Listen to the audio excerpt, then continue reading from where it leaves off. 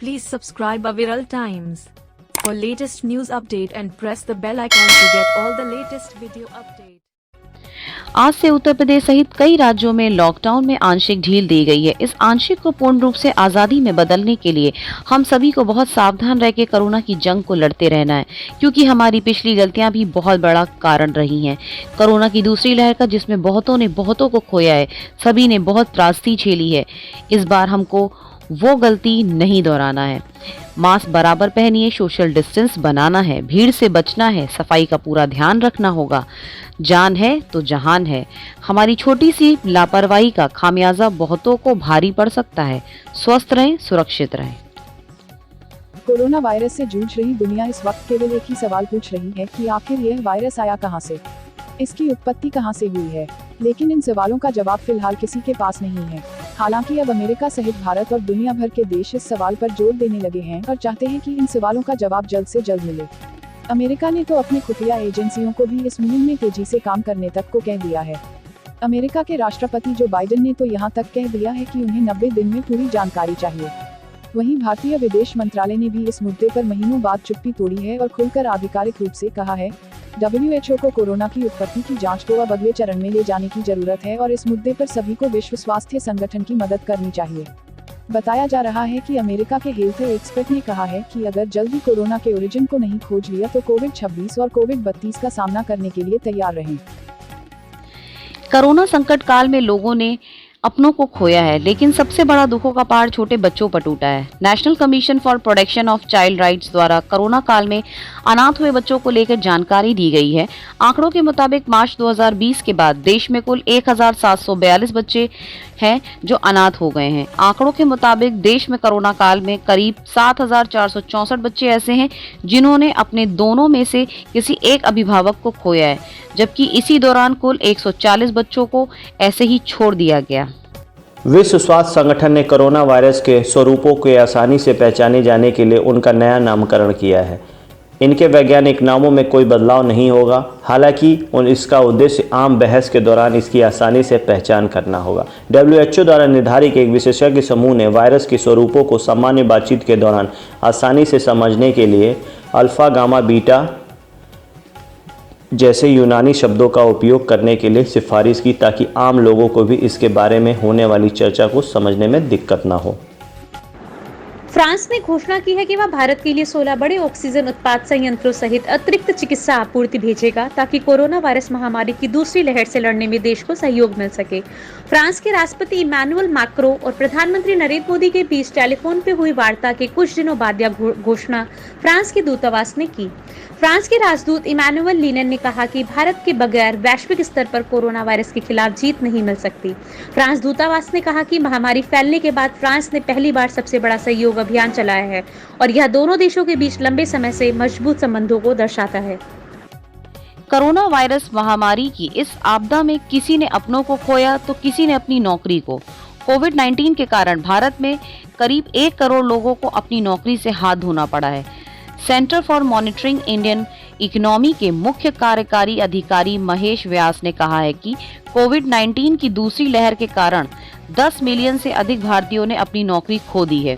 वहीं पिछले साल महामारी की शुरुआत के बाद से लगभग 97% परिवारों की आय में गिरावट आई है। थिंक टैंक की रिपोर्ट में देखा गया है कि भारत में मई के अंत में बेरोजगारी दर 12% रहने का अनुमान है, जो अप्रैल में 8% थी। यूपी के सभी जिलों में 4 जून से होगा सीरो सर्वे, पता लगेगा कितनों में बनी कोरोना से लड़ने की एंटीबॉडी। सीएम योगी ने टीम 9 की बैठक में लिया फैसला। केंद्रीय स्वास्थ्य मंत्रालय ने कहा है कि देश में अब तक कोविड-19 टीके की 21.58 करोड़ से अधिक खुराकें लगाई जा चुकी हैं। कल 18 से 44 साल आयु के 12,23,596 लोगों को टीके की पहली खुराक दी गई है, जबकि 13,402 को दूसरी खुराक लगाई गई।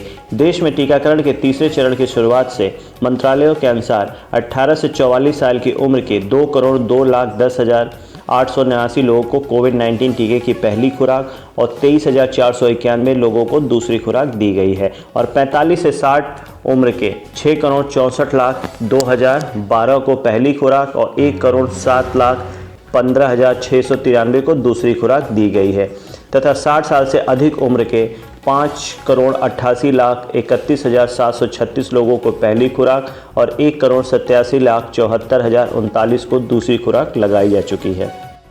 महामारी की दूसरी लहर की वजह से उद्योग जगत का भरोसा प्रभावित हुआ है। उद्योग जगत फिक्की द्वारा जारी सर्वे में यह बात कही गई है।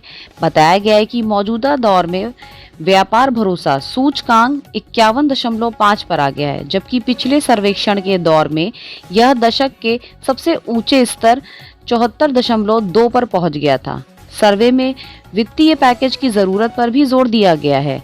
सर्वे के मुताबिक बिगड़ती मौजूदा स्थिति और संक्रमण की खतरनाक दूसरी लहर की वजह से आने वाले समय को लेकर कम उम्मीदों की आशंका से पूरे सूचकांक मूल्य में 20 अंक से ज्यादा की कमी दर्ज की गई।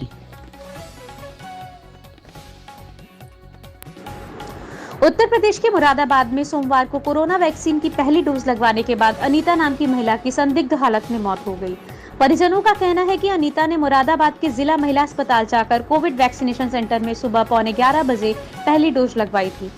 वैक्सीनेशन कराने के बाद 30 मिनट तक वैक्सीनेशन सेंटर पर डॉक्टर की निगरानी में भी रही। इसके बाद अनीता अपने घर आ गई थी। घर आने के बाद 1:30 बजे अनीता की तबीयत खराब हुई, जिसके बाद अनीता को उसके परिजन जिला अस्पताल लेकर पहुंचे, जहां इमरजेंसी में मौजूद डॉक्टर मनोज यादव ने उसे मृत घोषित कर दिया। परिजनों ने आरोप के बाद जिला अस्पताल के डॉक्टरों ने अनीता के शव को कब्जे में लेकर पोस्टमार्टम के लिए मोर्चरी में रखवा दिया है। लखनऊ में ज्येष्ठ मास के मंगल का बहुत प्राचीन महत्व है। आज ज्येष्ठ मास का पहला बड़ा मंगल है, लेकिन कोरोना के चलते इस बार कोई मेला और अन्य धार्मिक आयोजन नहीं हो रहे। ऐसे में कोविड प्रोटोकॉल का पालन करते हुए प्रातः प्रसिद्ध हनुमान सेतु मंदिर में बजरंग बली की आरती भक्तों की अनुपस्थिति में की गई।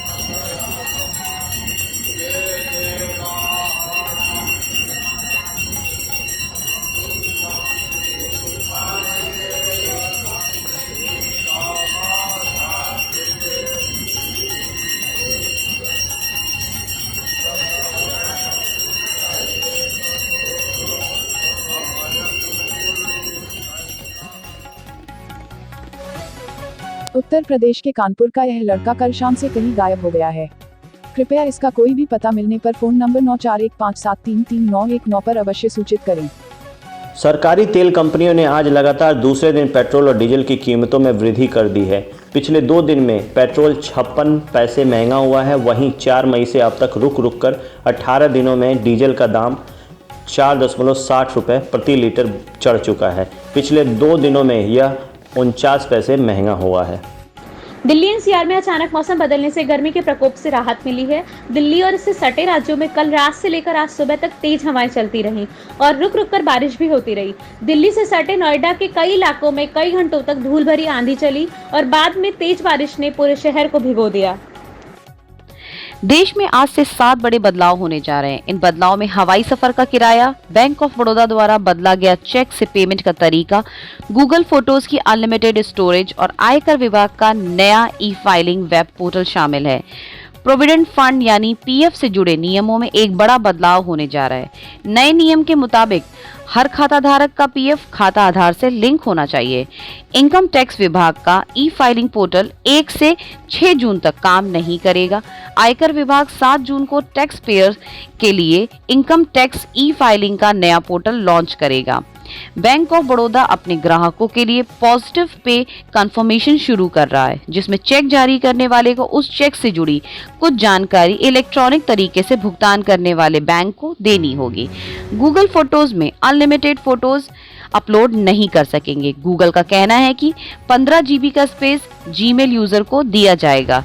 उससे अधिक के लिए पैसे चुकाने होंगे। अब YouTube से होने वाली कमाई पर आपको टैक्स देना होगा।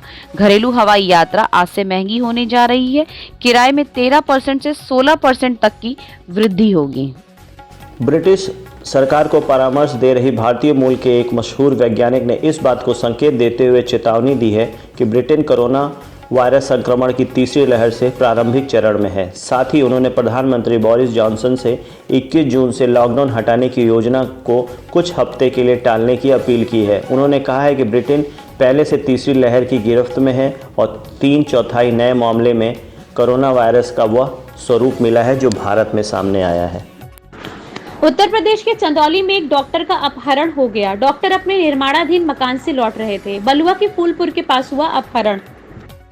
वाराणसी विश्वनाथ धाम में हुआ हादसा, 2 मजदूरों की हुई मौत। जर्जर 2 मंजिला मकान गिरने से विश्वनाथ कॉरिडोर में कार्य करने वाले आधा दर्जन मजदूर हुए घायल। इंडिगो एयरलाइंस के स्टाफ पर फिर संकट के बादल मंडरा रहे हैं। कंपनी ने बिना वेतन के कर्मचारियों को छुट्टी पर भेजने की शुरुआत कर दी है। पायलट आज से अगले 3 महीनों के लिए महीने में 3 दिन की अनिवार्य छुट्टी पर भेजे जाएंगे। बताया जा रहा है कि 80% योग पायलट इंडिगो एयरलाइंस के साथ पहली बार जुड़े हैं। पिछले साल लॉकडाउन में भी बिना वेतन के 10 दिनों की छुट्टी पर भेजा गया था। वहीं इस बार सभी कर्मचारियों को जॉब प्रोफाइल के आधार पर 1.5 से 4 दिनों के लिए बिना वेतन की छुट्टी पर भेजने की तैयारी है। लोक कल्याण के लिए समर्पित मोदी सरकार के 7 वर्ष पूरे होने पर उत्तर प्रदेश में भाजपा कार्यकर्ताओं ने ग्राम सभा और वार्डों में 10,23,263 परिवारों को दवा किट, सैनिटाइजर, मास्क, काढ़ा, साबुन, राशन किट, थर्मल स्कैनर आदि वितरित कर मदद की। योगी मॉडल से यूपी में लगातार कम हो रहे हैं कोरोना के केस। 24 घंटे में सिर्फ 1430 केस आए, 5,625 लोग डिस्चार्ज हुए। अब कुल active case 32,578, recovery rate 96.9, positivity rate 0.4%, test 3.24 lakh. अब तक कुल 4.97 करोड़ टेस्ट हो चुके हैं। Please subscribe Aviral Times for latest news update and press the bell icon to get all the latest video updates.